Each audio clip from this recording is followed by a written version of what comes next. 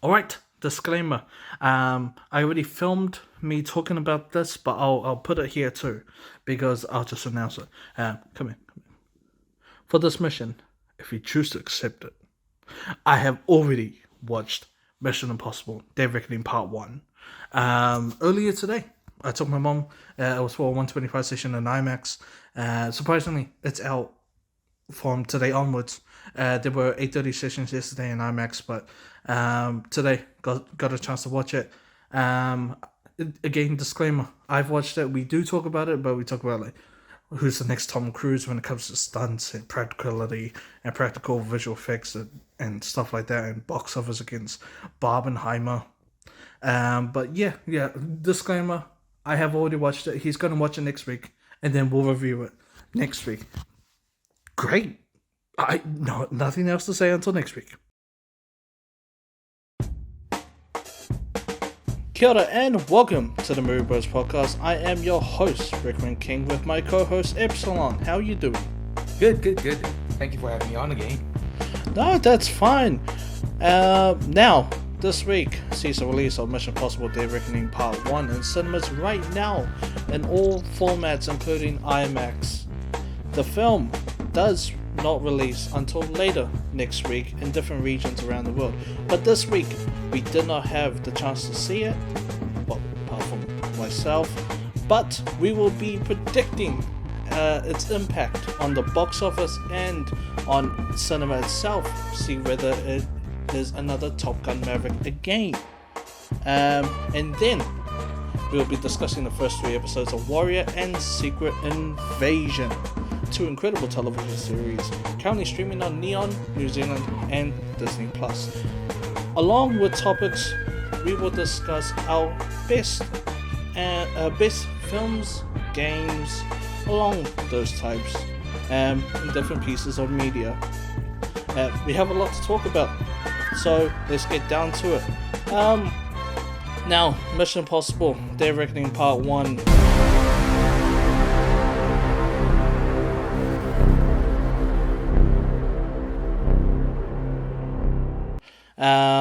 I will not go into full anything really. Let's just pretend it's a clean slate. We haven't seen it. Yep. Epsilon, what do you think of Tom Cruise and doing his stunts at the age of? I think he's 61 now. Oh, I think he he just is. turned. He's getting up there in the ages, isn't he? Yeah. Definitely. And from the trailers that you've seen, or any behind the scenes footage, what do you think of Tom Cruise's stunts at such an age? Well, I gotta tell you, I feel as though at that age, he's starting to get up there in the age. He's along the lines of as what happened for Harrison Ford, for example, getting there near the age of that. He's 61, I believe. Yeah. I think he is. I'll have a double check, but yes, he is definitely getting up in age. Yes. Yeah. I feel as though this might be one of his last best action movies, other than part 2 of this film, to come out. Oh, definitely. Yes, he is 61. Crazy. And yes, I feel like he is the last movie star in Hollywood right now because of how much he puts into his films and how much love. Do you think this movie could hit Top Gun Maverick anticipation or box office? That would be quite difficult to say. Unfortunately, I'm not predicting that amount with this movie. It's purely because it's part 1, and I have come to the notion that most part 1 movies have a difficult time reaching high numbers due to the lacking conclusion that comes out with them. However, there have been outliers such as Spider-Man, Across the Spider-Verse, and Avengers.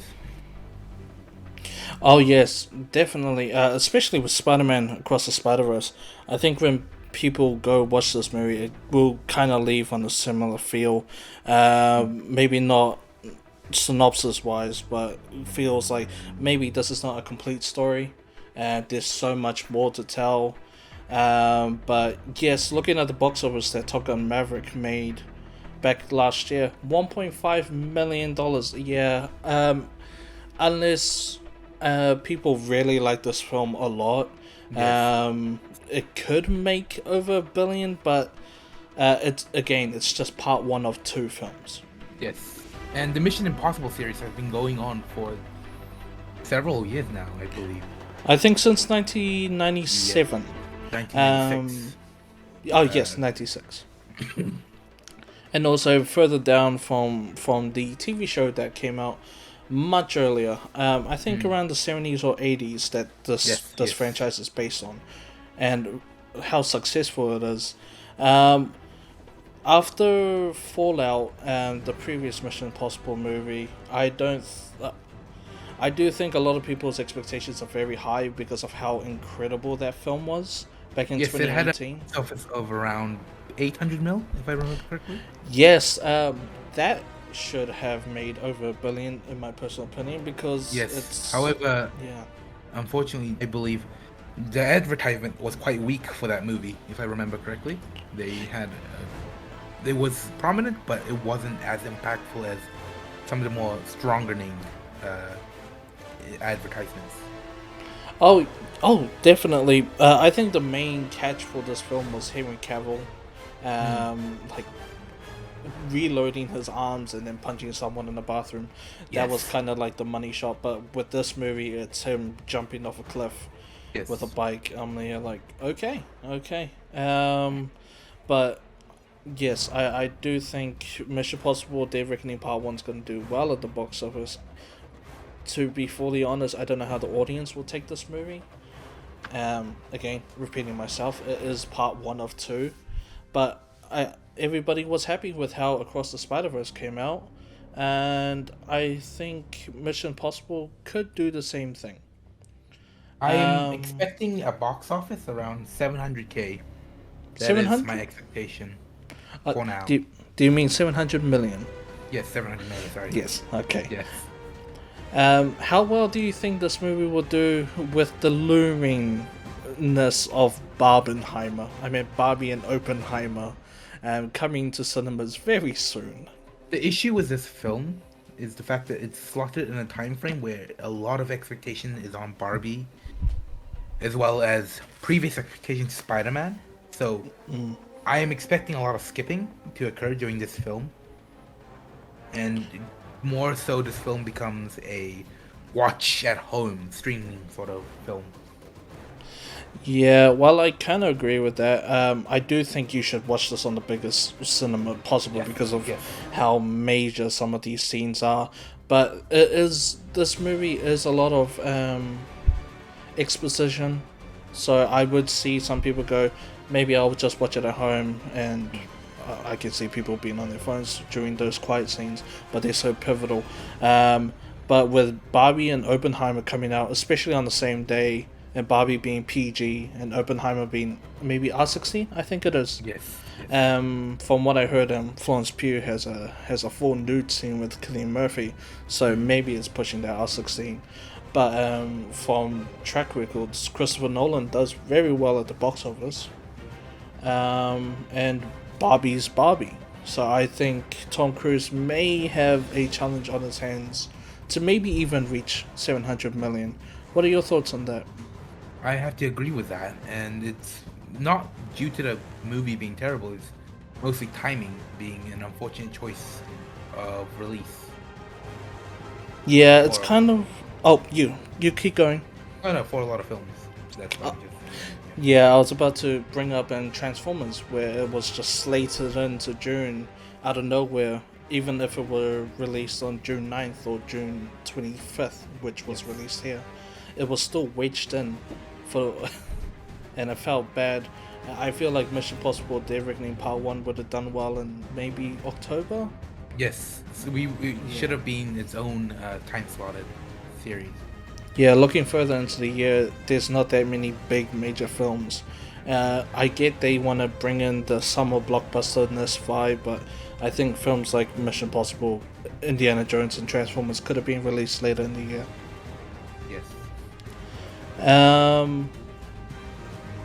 Along with these stunts, Do you think there would be anybody else in Hollywood to this day that would do the crazy amount of stunts that Tom Cruise does? Because in this Ooh, movie, he's riding on a train at 60 miles per hour, yes, um, yes. and he's jumping off cliffs, skydiving. Looks like he's on holiday.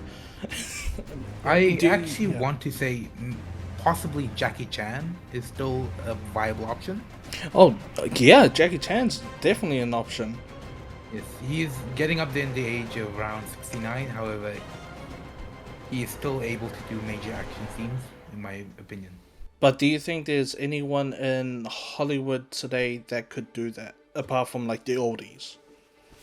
With the current Yes. cast, that hmm, maybe Tom Holland maybe has a possibility Yeah. if push comes to shove. Johnny Depp definitely could. Oh yes. Johnny Depp 100% could. Mm, Um. But with Tom Holland, I think they could have done something like Tom Cruise, mm. with Uncharted, but they went more Yes, CGI than yes, anything.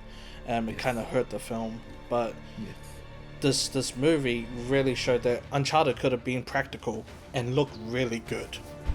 I would like to Um, see possibly Matt Damon in a lot of action scenes.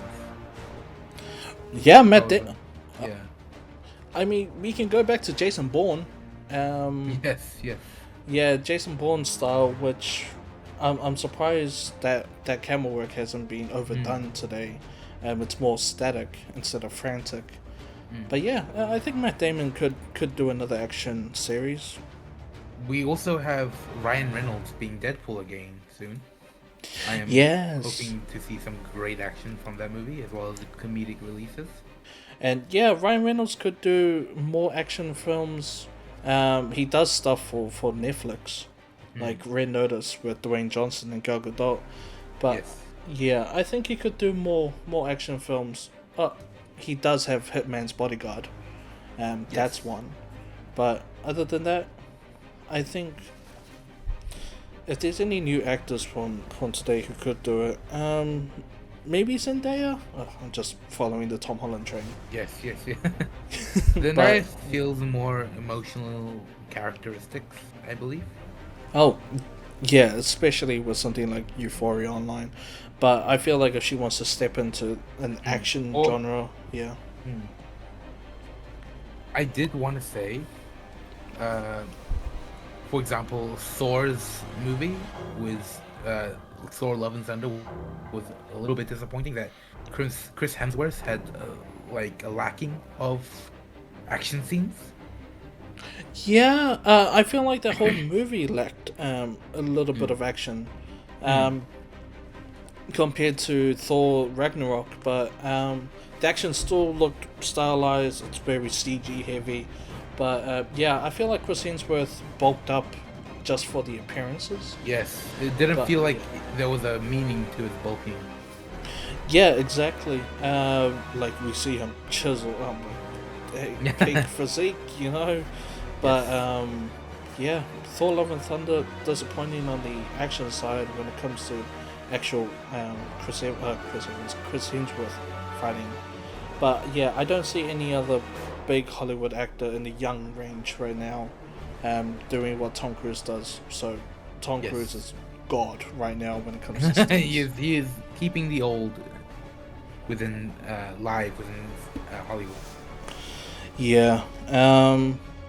But Mission Impossible Dead Reckoning Part 1 is a film that could make or break fans of the series, or maybe new fans. That's just my perspective.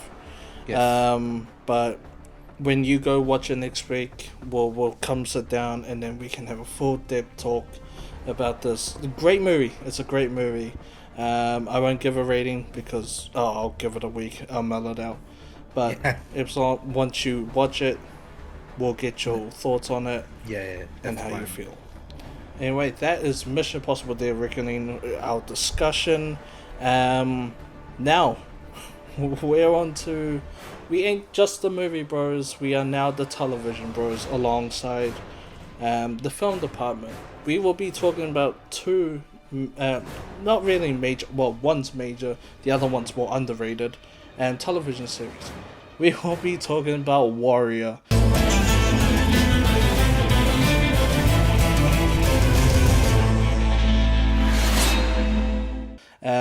From Jonathan Tripper, starring Andrew Koji, Olivia Chang, and Josh Tobin.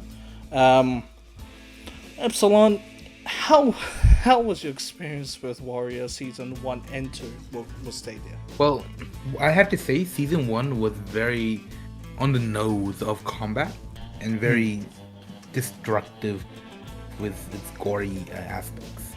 It showed the brutal underside of Chinatown during the I believe the late 1800s. 1800s, yes. And it starred Andrew Koji as Sam, who was a very prominent martial artist who just came to America to find, I believe, a girl. Yes. Which would be his sister. And the series has very much a perspective story showcase, where one story is about Assam and the group of the Tongs,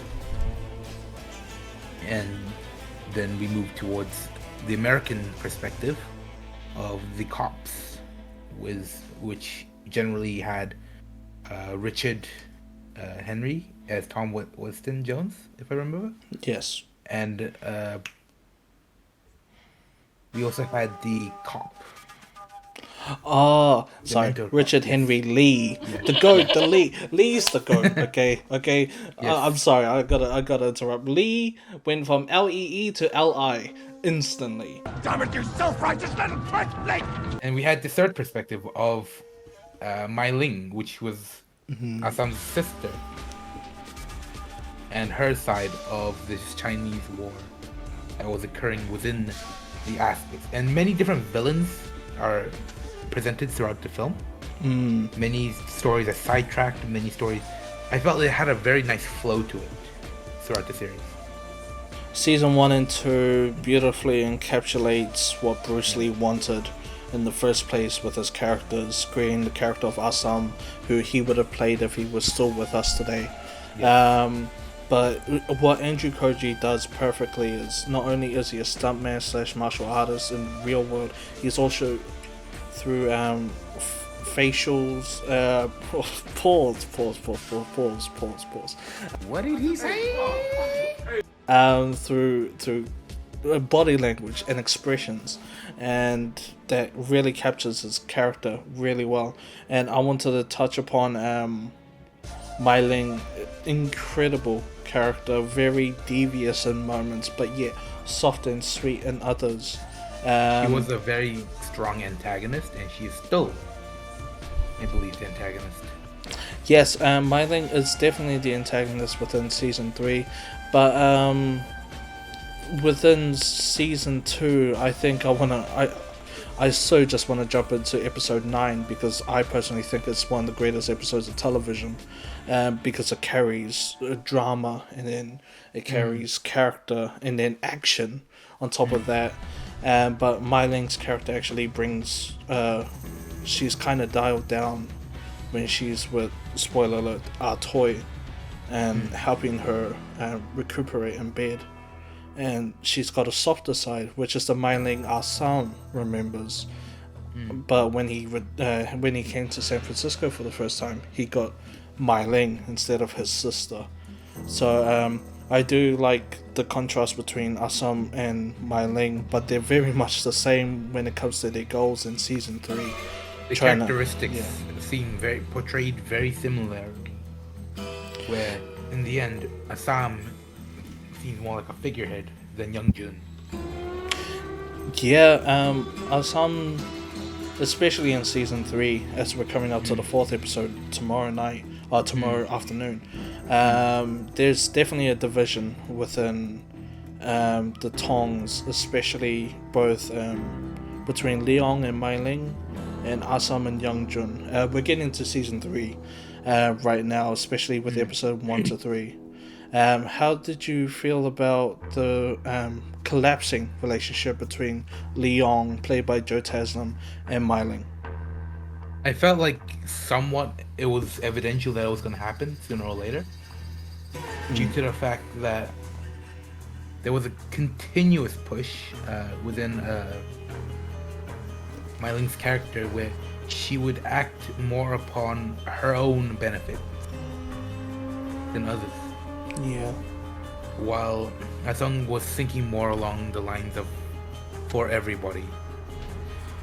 And especially, this is very evidential when she, I think she and Chow, like, spoiler alert, people, they ratted out a Chinese man who was the manservant, and the Chinese man got hung, and then chaos erupted, essentially, and war happened at the end, around the end of season 2.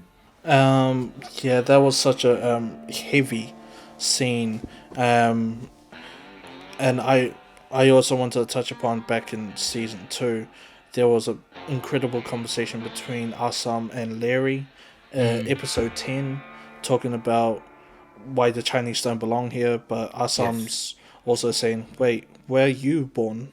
You're Irish. You were brought here on slave ships as well to work. Why is it our fault? That was a great conversation. I think the whole scene lasted 5-6 minutes, and it was just talking. The bar scene was very strong.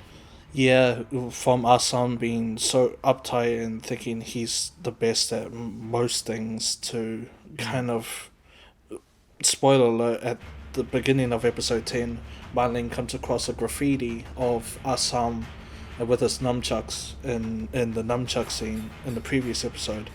And that shows, wait, Assam's kind of this beacon of hope, which Bruce Lee was for many of us. And he now has to show that responsibility because everyone knows him. He's got so much on his shoulders, and that scene alone shows that he's being the bigger man and saying, hey, wait, let's talk this out, then I'll beat the shit out of you, to Larry. Quick question, how do you think, how are your feelings on Larry as a character? Larry seems like the generic white big boss mafia villain. It feels like he has a goal in mind, and Dean plays Larry amazingly, by the way. But it comes off with his character being a very conniving but honest man. He thinks for his people, however, he thinks more so along of cause and action, never the bigger picture. Yeah, that is very evidential. Oh, definitely. Yeah, I see Larry's character, especially again with the end of episode 10, season 2, where he becomes a politician. That fists don't always do the talking. He has to talk himself to represent his people. I see his point of view. He wants his people to do well. We want our people to do well, but the way he goes about it is really, it's not conventional. Epsilon, one question: how do you feel about Sophie? I think she is one of the worst characters in this show with what she does to her sister and everything. Oh, what are your opinions on that? So Sophie Mercer, oh, it was very tough to actually see why she was the character that we would even want, and especially like during the scene, yeah. Yes. Yeah, it was very. How do I say? She seemed like a character that didn't really need to be there, but also has like very big impacts in the story. Yep, very dumb impacts. Oh. Yeah. Okay. Yeah. But also at the same time, with the addition of the crew, who was it? Hong, was it? Yes, Hong, the goat, Hong, yeah.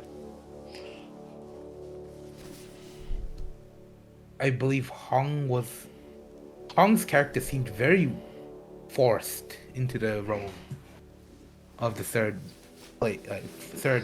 big brother in the series, and it just felt very unnecessary. Why you gonna do my boy Hong like that, man? Well, if you watch his first intro, it kind Yeah. of felt very forced with his character being all this and that. I thought he was gonna turn into a villain with how much information he knew, Yeah. but the fact that he just became, best boy, man, Hong, the man. But yeah, I understand where you're coming from with Hong, but along with the Sophie thing, spoilers. I think it's episode 7 or 8 where the mayor gets hit on the back of the head by Penny's servant.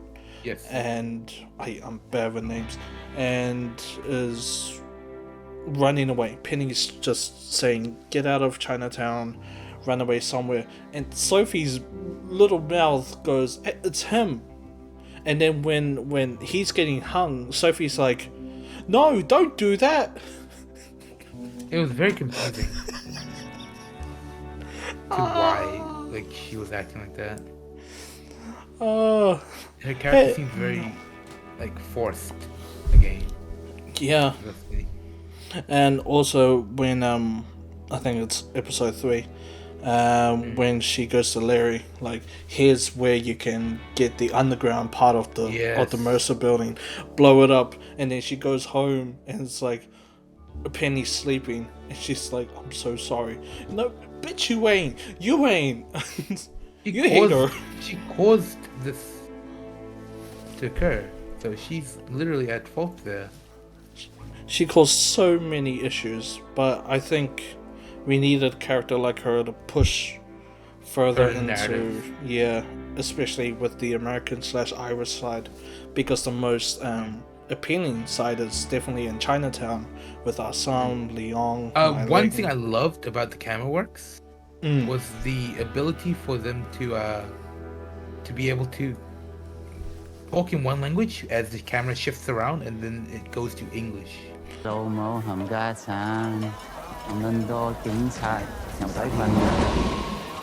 Used to be the Chinatown squad was a joke. Now they got half the police force cracking skulls.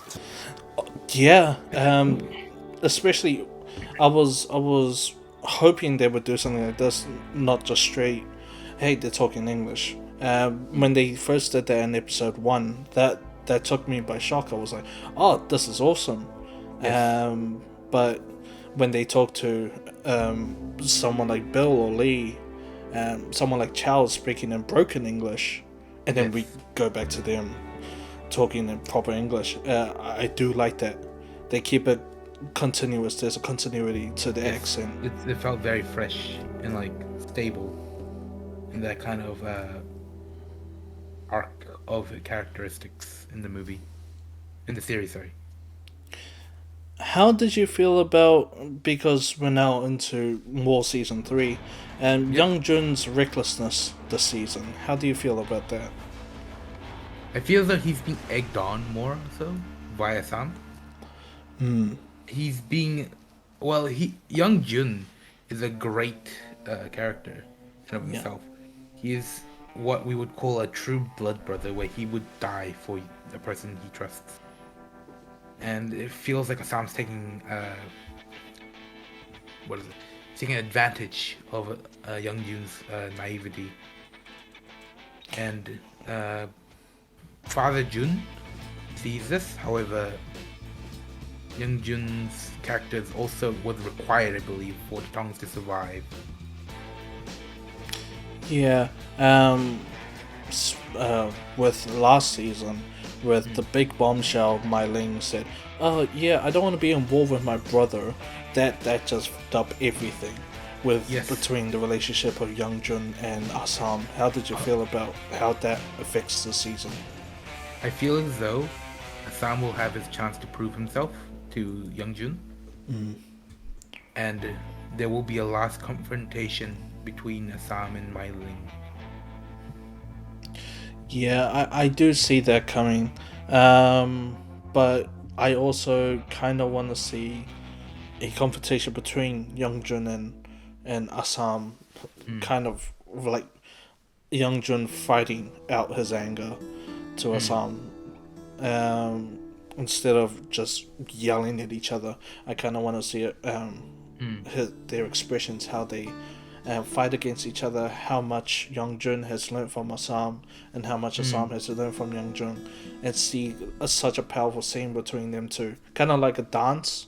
Yes. But instead of Choreographed fighting. yeah, Eventually. instead of dancing or fight your ways, they literally fight each other. But I think they do kind of see the bigger picture at the end of the day, and they'll go, Myling's a big hassle. We need to. I feel as though, moving on to the topic of where we will see this end. I believe Assam is gonna. Assam might end. Myling might die as the final end, as the Tongs finally take over as the main gang, or Assam, as Youngju might sacrifice himself as well. Yeah, those are big possibilities. Yeah. Yeah. I see more Youngjun sacrificing himself, and Assam being the leader of the Hopway, but I feel like it's all been leading to Assam as the leader of the Hopway. What if he doesn't become it and Youngjun's still there, but Youngjun's now, hey, I trust Assam. He's my brother, and we can still reconcile. And then we see another few seasons of Youngjun in charge, but instead of being more reckless, like with the counterfeit money, because that's gonna be discussed in the later episodes. Youngjun may look at himself and go, wait, what am I doing here? Reconcile with Assam and go, we need to lead the Tongs. Myling's swallowing other Tongs up. Other gangs, yeah. Yeah, and it's gonna get messy this season. Now, with Cinemax not being a thing anymore, HBO Max took over the rights of Warrior. The one thing that I was worried about is if they try toning down everything. Yes. Yeah, I do want to talk about the lack of nudity or sex sequences. It's a weird topic, but it's Cinemax. Cinemax was straight porn, but with HBO Max's takeover, with the lack of that, how do you feel?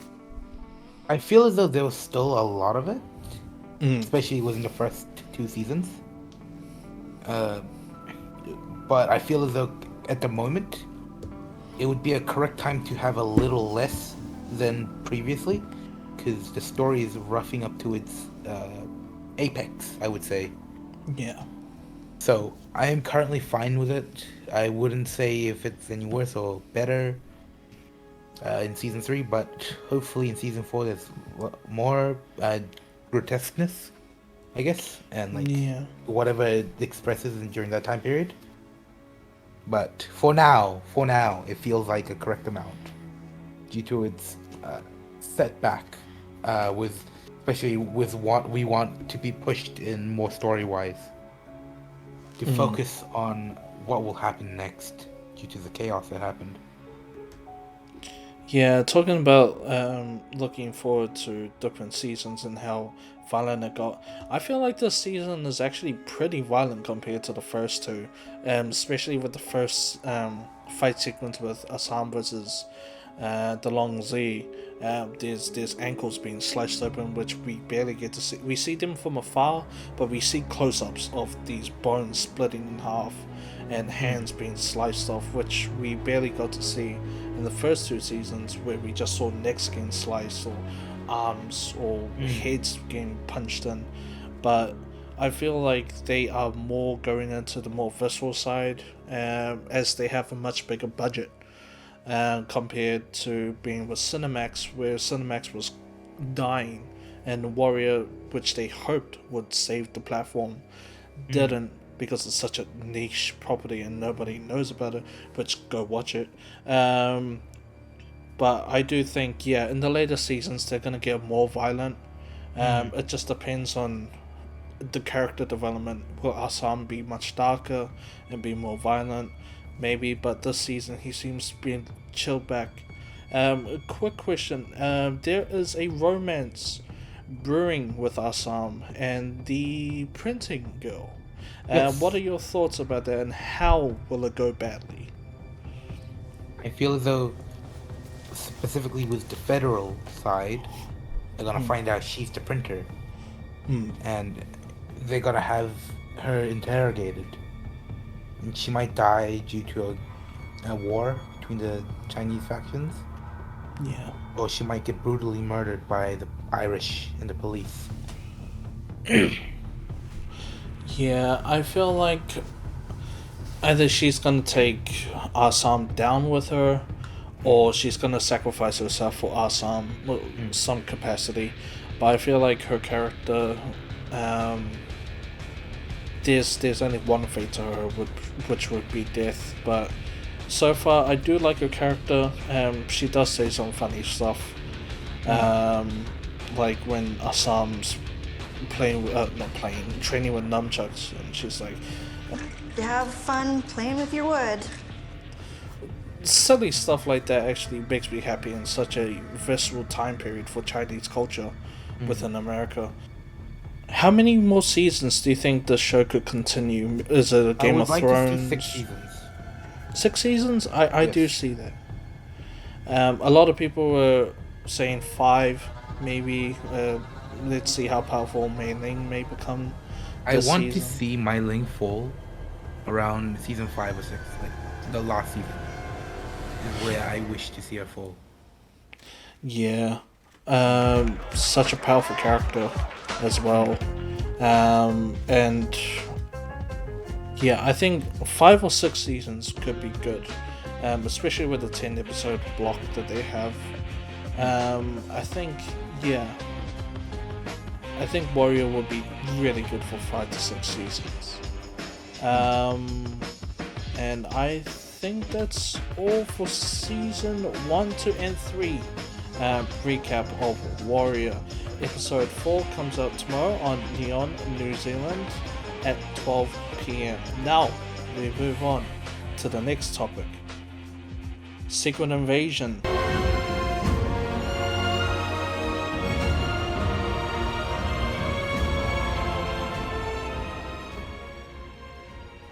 Dongan, quickly, I want your thoughts on the show. Okay. So, I have to say, it's a very powerful, was a little bit lacking compared to, what we generally see within Marvel Studios TV series, especially with like Loki, Moon Knight, and whatnot. However, it does have very significant impact within the story. It is about Nick Fury and his whole mindset. Yeah, it's finally Marvel's coming back to grounded territory. We're looking at, even though, I would say Falcon and Winter Soldier was the last time we went grounded. We've all been mystical gods or in space. However, yeah. and also like She-Hulk was very much a sustain. Hey, say. don't ruin my girl She-Hulk. Hey, no. I agree to a certain amount, but yeah, Secret Invasion it's been 9 months since She-Hulk. Well, if I remember, She-Hulk's like audience score was very lacking. Yes, audience score lacking, critic score pretty good. It was an 8, if I remember, for critic score, the 10. However, I do have to say, Yes. the reason for She-Hulk's like failure compared to like something like WandaVision, was very evident. It was very much, you knew why. Yeah, the CG wasn't great most of the time. Yeah, however, the characters were also pretty much lacking Mate. in a lot of. Talk about Jen. No, Tatiana. Oh yeah, she was kind of forced. Yeah, Jennifer. I thought you meant Titania. I was like, Titania is forced, but Tatiana Maslany did a great job with the script that she got given. But yeah. Anyway, we're not talking about She-Hulk. We're talking about 9 months Yes, later. We're talking about Secret Invasion. Hopefully, Secret Invasion is able to push back all this negativity that occurred, and we will be able to see everything that has happened, like with the scrolls and whatnot. Yeah. Personal opinion, I do think, and someone said this on Twitter and got scorned for it, but I kind of agree. This feels like Captain Marvel 2, but it's Yes. now Nick Fury's story. But I do see the comparisons with the scrolls, especially. But I love how this is Nick Fury centric. We get to see his mindset, especially after the blip, and how he's actually changed as a character. And if he led the Avengers as he did in 2012, it would kind of go into turmoil because he doesn't know his own morale. How do you think? How do you feel about Nick Fury and his kind of inner monologue, inner warfare with himself, and how would that affect the rest of the show? I would like to see more of it. It's very much something that's more newer, I would say, within the Marvel series, other than like something like Daredevil, I believe. Yeah, Yes. it feels like this series is trying to push something that we would need to see for the continuation of the Marvel universe. Yeah. I think I wrote it down somewhere, but I broke down phase 4 to 6 in Yes. different segments, where we have our multiversal saga, which is currently still happening, but not as much as everybody's been saying. And then we have our B plot of the MCU, phase 4 to 6, which includes the grounded stuff, which is your Secret Invasion, your Falcon Winter Soldier, your Thunderbolts, your Armored Wars, which is very important to the everlasting nature of the MCU and who can you trust, and having your favorite Avengers be Skrulls, and then we go into next year with Thunderbolts in December, where you have a bunch of villains be the Avengers basically, and the public will be like, who are these bunch of villains? Why are they being heroes? So there's a lack of trust. And then Armored Wars is more AI. How is that gonna be done? And then, spoiler alert for episode 3, Rhodey at the end turned out to be a Skrull, or working with Gravik in some capacity. How do you feel about Rhodey being a Skrull, and how it's now Don Cheadle instead of Terrence Howard? Yeah, I found it very shocking that was the case, because it felt like the character, like Rhodey, this character we trusted. It was a character that existed forever, but it was a very much a shocker, I guess. Yeah, and especially when he's so high in the security level with the president. And was friends with with Tony. Yeah. I do find it funny that Don Cheadle is a Skrull because he masked himself as James Rhodes while Terrence Yes. Howard played him in 2008, and Yeah. I think either they're going for that gag or he's literally Rhodes. Even Terrence Howard would have been the Skrull this whole time, infiltrating such a high purpose. But I what are your opinions on the relationship between Gaia and Gravik? And also the surprising twist at the end of episode 3, which took me by surprise. Well, I would say I would like to see how it goes fully, because the ending specifically, Yeah. was very much a shocker to me personally, knowing the fact that what was it at the end? Gaia getting shot. Do you Oh, yeah. think she actually got shot? Or does she have what we're going to talk about next? I'm expecting her to have powers. Yeah. Um, regeneration seems like a very evident thing in Marvel Cinematic Universes, especially because we don't know what powers these aliens have, I guess. Yeah. What are your opinions on the Super Scrolls without the Fantastic Four? I think they have Extremis, Frost Beast, Groot's arm maybe, and something else. What are your opinions on that? I'm more so looking forward to seeing how the directors will be, specifically for this movie, will be changing that. Because it Mm, feels like if we don't get Fantastic Four before this, yeah, yeah. it's gonna be a severe amount of lacking story and dialogue to this. Yeah, I like every time I hear Super Scroll, I think, oh, Human Torch, the Yeah. Thing, Mr. Fantastic, Invisible Woman, but they do kind of touch upon that in Fantastic Four: Rise of the Silver Surfer, but that's a definite Mm. sh- bloody shitty movie. But I think the Super Scrolls being introduced in this show, and especially with graphics, when everyone's saying, "Well, will the Avengers come?" Graphics like, "Well, I got a plan," and I think I'm glad they didn't show the transformation of him actually gaining the powers. The Yes. first time we see it is in such a visceral moment Mm. for the MCU when he slices his hand open and Extremis comes out. I think that's a great way to show that he has powers. Mm. Instead of it's great visual storytelling. Um, Now again with grounded Marvel back, everybody's not happy because they think it's boring or slow. What The are your same opinions on that? same sequence over and over. If that's the statement, yeah. I see Yeah. why. I see why. Mm, Because the generic Marvel formula, it's been stable. It hasn't changed because it's a very safe format. yes. However, what I feel is happening is it's being overdone to the point where it's becoming cliche in a sense. Yeah. She-Hulk does make fun of it in its season finale. And such. Hey, what do you think you're doing? This menu is not gonna stop me. I'm just gonna break this inhibitor real quick.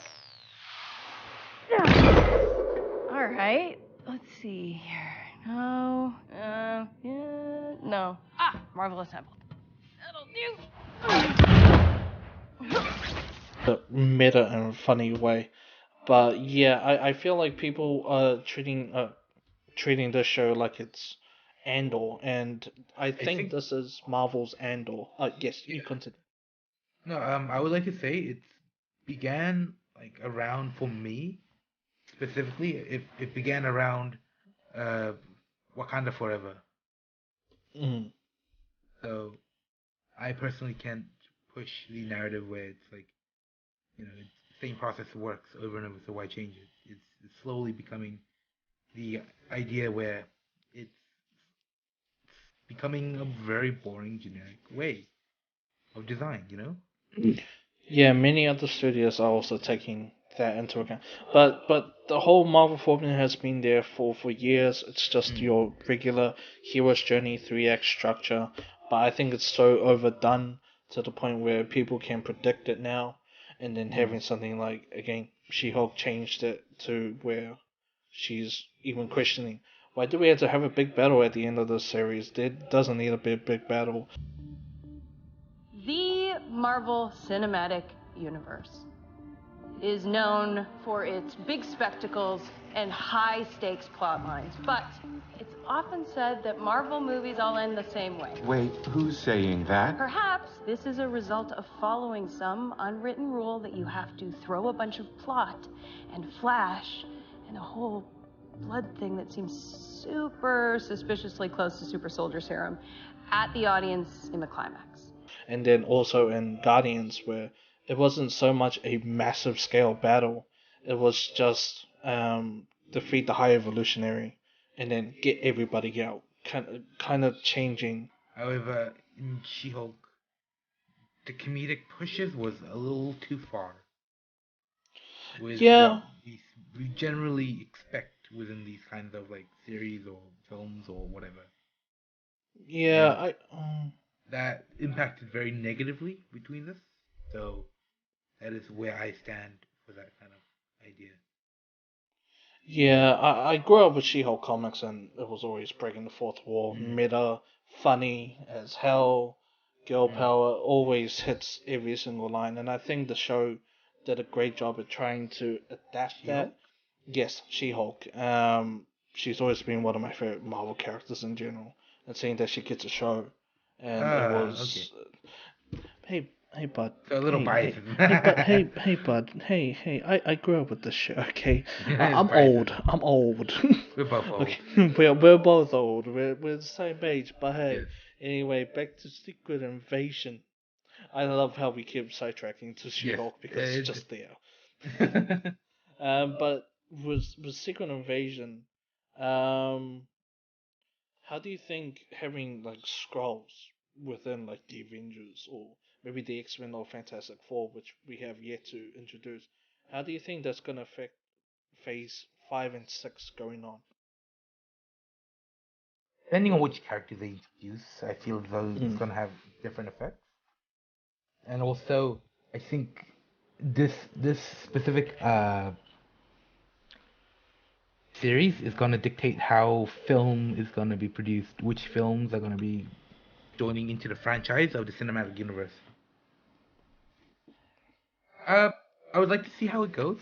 I would like to see. I don't know how many episodes they planned. 6 episodes, sadly. So we're halfway. Yes. I feel there's going to be a big impact in episode 5 or 6. Yeah, as they usually do with these shows. I do wish this was given the Andor treatment of 12 episodes, kind of flesh out this big, because Secret Invasion in the comics was such a massive event that changed Marvel Comics for years to come. But I'm glad they're kind of giving this spy espionage feeling for these scrolls that are like on a covert operation. They could be anywhere. It could be anyone, and I like how they went with this direction. But that is a Secret Invasion, which you can check on Wednesday at 7 p.m. on Disney Plus. Now we're on to a couple more topics. This one is a biggie because we'll be discussing the best films so far, or maybe we may have differing opinions, but best films of the year so far. Epsilon, what is your number one best film this year? Spider-Man Across the Spider-Verse. It has just hit every note correct. It has yet to be surpassed, and I feel as though currently with the current trend that's happening, it's going to be a hard sell to beat this film, specifically for its impact within the Spider-Man universe. Yeah, especially with how relatable someone like Miles is or Gwen and their relationships within the movie with their parents, and also looking outside of the movie, you're looking at the soundtrack and how much that's selling or streaming, and there's so much going on with this movie. But overall, it's the animation that by the end of the day. Exactly. What are your feelings on the animation? We talked about this last week, how it was only like 45% of the artist's work. Go ahead. How's the animation? I was told it was rushed. Yes. And if this is their rushed work, then if this is their rushed work, then their best work would be like 2 times better than what we've gotten so far. Oh yeah. Especially Spider-Man Across the Spider-Verse is my movie of the year so far. There is no doubt about it. But I don't rate it as a full film, as it's only part 1 of 2. The best part is, I feel as if the second part would make it even better. Yeah, because it'll give it an ending. Yeah, it's gonna bring a bunch more stuff happening into the world of the Spider-Verse, and it's also the final film of the Miles trilogy. So I can't wait to see a bunch of stuff like live action Miles, different Gwens. But how they're gonna land it, I have a feeling they will, and it's gonna be an incredible time in cinema. Do you think they're gonna delay it? I asked this last week. Are they gonna delay it? I wish they wouldn't. But if they make it better, I wouldn't mind waiting. Yeah, if it's delayed till December or something, then yeah, I think that would be a great time to have it, especially when it comes 4 years after, 6 years after Spider-Man Into the Spider-Verse, which released in December. But yeah, I think the only way they could go is go up, really. Yes. Specifically, I feel as though Gwen's and Miles' relationship also needs to be improved upon. Yeah, definitely. I think it'll be highly improved this next movie. Do you think they'll end up together or just mates? I wish they would end up together, but it's very evident that it might not work with the spatial rift between each other. With the what rift? The spatial, different universal rift. I thought you said racial. I'm so sorry, my dude. Spatial. Spatial rift. Okay, that makes sense. Yes. Yeah, I think it'll be more platonic than love, but especially the way Miles looked at Gwen when Gwen tries to save him, there's a hurt to Miles. Yes. And she did it double on him, and I feel like that's gonna affect the entire film as a whole. But yeah, Spider-Man Across the Spider-Verse still in cinemas. Go watch it. Definitely a must-watch. Definitely a must-watch. It will be on Netflix in a couple of months. Not advertising to watch it streaming. Go watch it in cinemas. But we're both agreeing that is our favorite film this year. Another film I want to discuss is John Wick Chapter 4, Mr. Wick. So, this is what I would have seen as the perfect ending to a film. A film trilogy, no, it's not a trilogy anymore, is it? It's Quadrilogy, I think. It's a quartet for a film series, yeah? And this is the type of movie I would have liked to see for Indiana Jones ending as well, where everything just fit. All endings came together and officially gave John Wick the final rating that it required. And Keanu Reeves' acting was just on point. The action sequences were amazing. All story was perfectly headed towards the direction that we wanted to see. Yeah, John Wick Chapter 4, such a special place in my heart with how I think that's the reason why Chapter 4 may be a little higher than Spider-Verse in my book narratively, because it's a complete story. But the way the action moved, the camera work moved, and there are certain sequences where Chad Stahelski and his DOP just let the scene breathe, kind of when John's drifting around Paris, and he's just keeping the camera on him and not cutting into the car or cutting to the bad guy. It's just keeping the car, keeping the whole frame on the car while it's drifting, kind of giving that breathiness, having the audience go from John Wick being chucked at a car or being crashed by a car. It would have been a lot worse with that kind of narrative. Yeah, kind of the Jason Bourne effect, where it's just constantly cutting, constantly shaky. Yeah. But it gets the audience to sit back and just breathe a little, then go back into the action. That's what I kind of love about this series.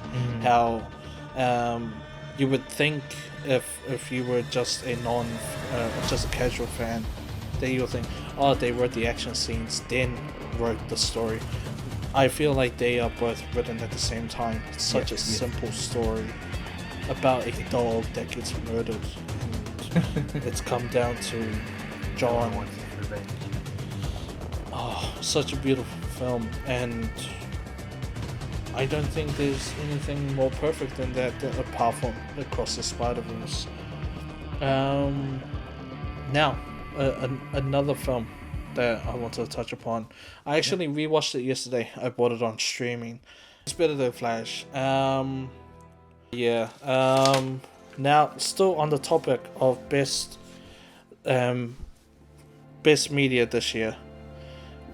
Now, a niche thing. Again, same with television. Best video game contenders of the year. I want to start with the one everyone's gonna say and could possibly win Game of the Year. The Legend of Zelda and Tears of the Kingdom. Have you played it? Automatically, it is very difficult to tell. Yeah, I don't have a Nintendo Switch, but I do love me some Zelda. It is Link. very strong, let me tell you that. And, okay, so, Starfield. We need to talk about this. Starfield who? is a game that will make or break this year. This game comes out September, Yep. and this game it's a requirement for this game to do it. It needs to hit it. Starfield could easily be the greatest or the worst game of the generation. Yes. There's no middle. No in between. There is No no in in between. It can't have an in between because of the fans. Oh, it's either gonna be a very big W for Bethesda and Xbox, especially Bethesda, or one of the greatest abominations of all time. This is why I'm saying Starfield. Oh, We need to look out for this game because this is Todd Howard's magnum opus, is what he said. oh, It's like big hurrah, you know? yeah, Yeah. big toddy boy. If he lands it, then yeah, Legend of Zelda, Tears of the Kingdom will be just flowing out the water for Game of the Year. The game doesn't have much potential of the Kingdom, yeah? Yeah. Where Redfall, for example, dropped. Atomic Heart kind of fell, you know? There was a lot of like games that came out this year that kind of dropped a lot. Yeah, okay, let's bring a back burner on Starfield. We'll get to that. Now, we're looking at... Do you think there's any possibility for something like Resident Evil 4 remake? Because sometimes remakes make it into Game of the Year. Do you I would think like to say this remake is one of the strongest remakes as well. it's incredible? It's up there with Final Fantasy it's 4. VII. It's the strongest one, you know? It hits all the numbers that it needs to hit. Yeah. Do you think, along with the 4, Diablo 4 could because I know you've been playing a lot of Diablo 4. Diablo 4 will not make Game of the Year. No, it will never. It won't even be close. Diablo 4 is just for people who casually like to play MMORPGs, yeah, and create characters and play with friends. Yeah. However, the impact that it had on the gaming sphere isn't as strong as what we would, as I was saying, with Zelda, and could be Starfield.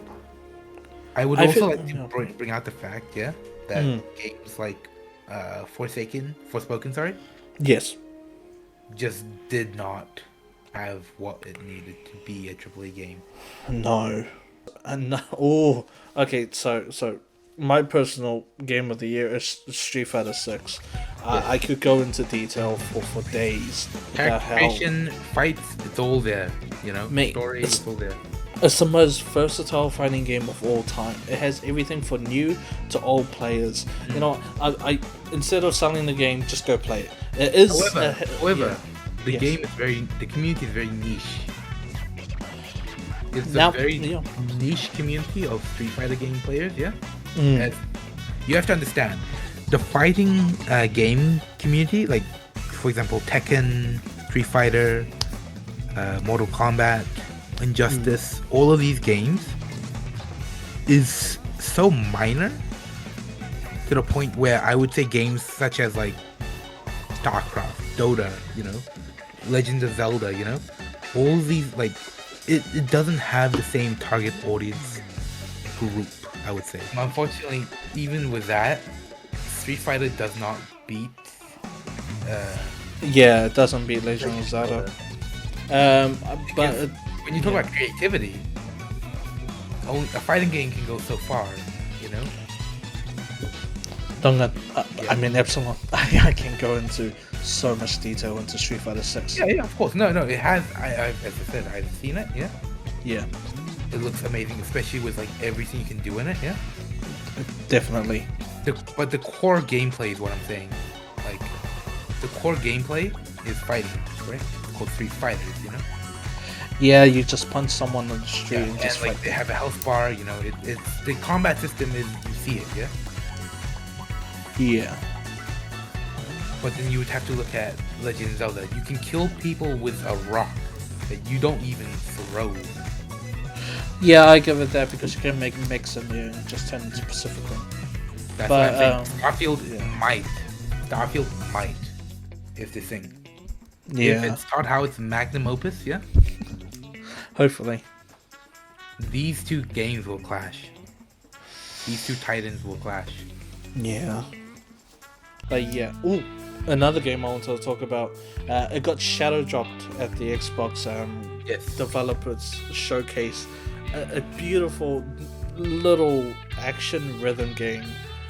Hi-Fi Rush. Hi-Fi Rush Epsilon. wasn't this year though.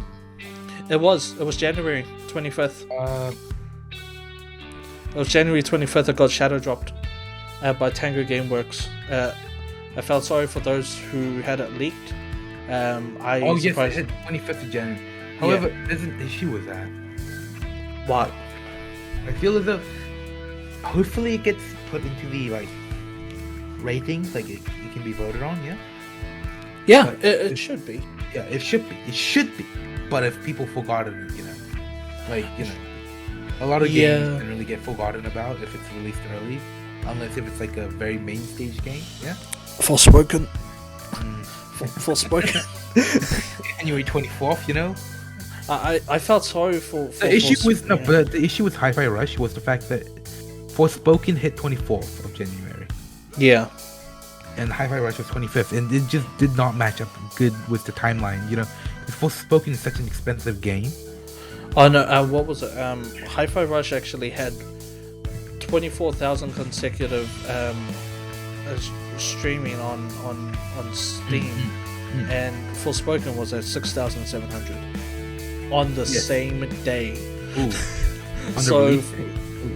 I think it's Forspoken's advertising, and No, but Forspoken's gameplay apparently is really bad. So I felt bad because this is the same team that developed. Don't roast me in the comments. My favorite Final Fantasy, apart from 7, 15, they made Forspoken, and I was like, oh, this looks incredible. Speaking of Final Fantasy 16. 16. Yes, that might also be a game of the year. Again, as Tears of the Kingdom is a better game because you could do more. But No, but I'm saying it's like it could be in the top 5 is what I'm saying. yeah, you can. See, I have yet to play it. I'll probably buy a PS5 I've soon. been told, yeah, that the combat is very smooth. Yes. However, there are like, unfortunately, like things that make combat super easy compared to other stuff. It's from the same game director as Devil May Cry, so Yes. it's very action gamey. As I said, it is the way a person plays it, I believe, but it looks like it.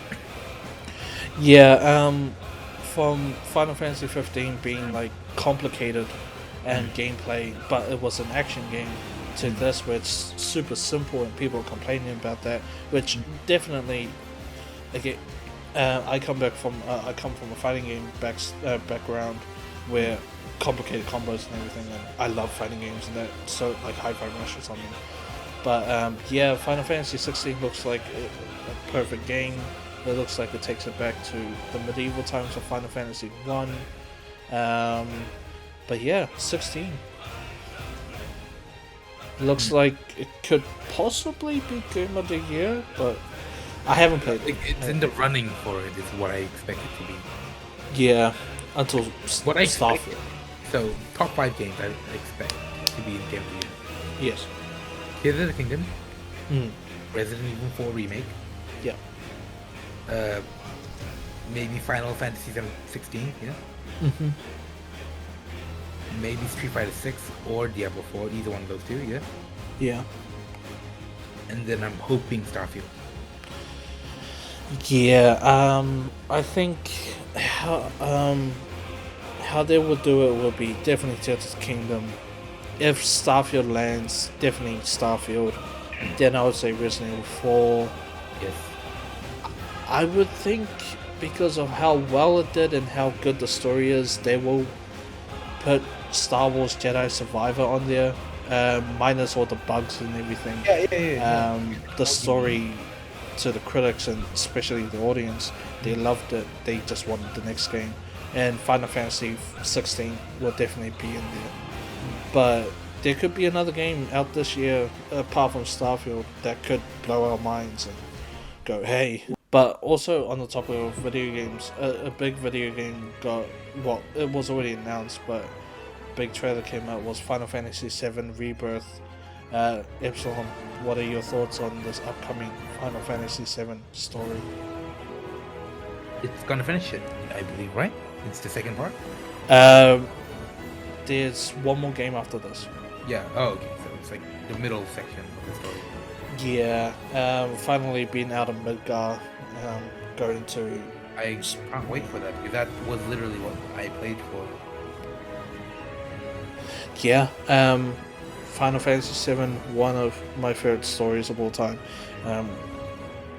Finally going to places like Calm, and going to go get the Golden Chocobo and do stuff like this. Fight it. The fact that this is on 2 discs, kind of bringing back old school PS1 times where this Final Fantasy VII used to be on 5 discs, because it was such a big game. I feel like the third game could be on 3 discs because you're having to fight kaijus and everything. Spoilers. Maybe they but may add extra secret bosses, you know. Eh. I can't wait for it. they, yeah, Final Fantasy VII. Well, just the fact that Square Enix and like, you know, these types of games, yeah. Especially when I play Kingdom Hearts, love to add secret bosses to a lot of these stages. Yeah, the only thing that's really stopping Tears of the Kingdom from winning, it would be Starfield. Yeah, it's kind of like Elden Ring versus God of War last year. Yeah, exactly. What could It stop feels what? like that. Yeah, it's massive. Anyway, that was the best movies and video games this year. Now, to finish it off, we are talking about the box office, which was covered from the 3rd of June to the 9th of June, which is today. Number 1 at the box office is Indiana Jones and the Dial of Destiny, with an opening weekend of $60.4 million. A New Zealand opening weekend of $619.8 thousand, and total of $172.5 million in 1 week. What are your thoughts on that, Epsilon? Dial of Destiny is number 5? Number 1. Number 1. It's opening weekend. I feel as though it is deserved as the last indie film. People are mostly rewatching it for, you know, the classic Indiana Jones, I feel as though. Yeah, nostalgic. Yeah, the nostalgia hit hard. Yeah, I feel like it's deserved. Again, these movies are so clumped together. They kind of, I wish they were more spread out. But yeah, I think this is well deserved for an indie flick. In You today's feel world. as though, however, that it's going to slowly just lose its spot on the leaderboard quickly compared to slowly, or do you think it's going to stay there? I think it will stay there until Mission Impossible next week, which opens in the States on the 12th. I think. Or Pardon? for total box office. Oh, for total box office, I think it could easily reach 350 with its pace right now. But it's all down to word of mouth, really, instead of What seeing is the your critics. guess, though, however? I think these are okay numbers. These are what I expect from an Indiana Jones film, because this is mostly, Hi. yeah. These are mostly like old school. Like we've watched them since we were kids. We're watching it now on the big screen, and I think 60.4 million on its opening weekend, and a total of So, 172. Believe that it's gonna survive 2 to 3 weeks on the leaderboard, or It will survive this week because Mission Impossible doesn't come out till next week. It will still be at number 1. But I think the drop will be 60%. Maybe it will probably be making 25 million this weekend. I'm predicting. But other than that, I think it will hit 300 million quite smoothly. Because at number 2, it's Elemental, with its opening weekend at $29.6 million, New Zealand opening weekend at $198.4 thousand, and total so far in 3 weeks, $200.9 million. Epsilon, you have watched the film. Does it deserve that, or does it deserve yes, more? I think so. I feel that it will push to 300, just because of its emotional ties. Last time I went to the movie theater this week, it was very much packed. It is a very packed film screening still, even with 3 weeks going by. This feels like a film that kids will watch. Therefore, I feel as though it's more along the lines of when the kids watches it, and holidays have just come up for them, so I think it's more time now than ever to watch it. Yeah, it is. I think it is term break, right? Yeah, so the kiddies will be at the cinemas, and it's a Pixar film, but B, I think it would have made more, but there's been some negative word of mouth around this film. But I think these are usually people that haven't watched the movie. By your standards, yeah, go watch the film. It's in cinemas right now, and the visuals, the animation looks great. Maybe not. Sadly, it had to kind of spar with Spider-Man with the animation department, but I think it's all love on the animation side, both studios. So I think it could hit 300 million, but we'll see how it is next week. Yeah. And number 3, now we're back with Spider-Man Across the Spider-Verse, which had an opening weekend of 120.7 million, New Zealand opening weekend with a whopping 812,000, and total so far today 619.7 million in 5 weeks. It's actually been an entire month. How do you think Spider-Man Across the Spider-Verse is tracking? Do you think it should do more or less? I think it should hit a little bit more. I think 800 mil seems like a fine number. Yeah, this is 619.7 mil is astronomically high compared to its predecessor in 2018. Yes, but see that. yeah, Into the Spider-Verse had little to no word of mouth until the movie came out. Like the trailers now they're 24 million or something, but back then it was like 1.7 million views or something. But this movie, it's holding so much, and again it goes down to merchandising and also how great the animation is and the music. I think this movie should deserve around 800-900 million, but it is what it is, and well deserved. Yes. At number 4, again for the second week, No Hard Feelings opening weekend last week at 15 million, a New Zealand opening somehow 119.7 thousand, and a total of 56.9 million in 2 weeks. for a rom-com starring Jennifer Lawrence, I think it's doing well. What are your thoughts? I think because it's not as impactful as the top three, it wasn't gonna beat that. However, personally, I didn't watch this film, Yes. so I don't know how much impact it'll have. But I think because of the fans liking the way Jennifer Lawrence looks, Yeah. yeah, I haven't watched it myself. I think it just seems like a fun rom-com that's kind of needed in today's climate of just negativity, just a little bit of fun. But I'm glad such a niche thing is at least getting this sort of traction. We'll see how it goes and when it gets to a month.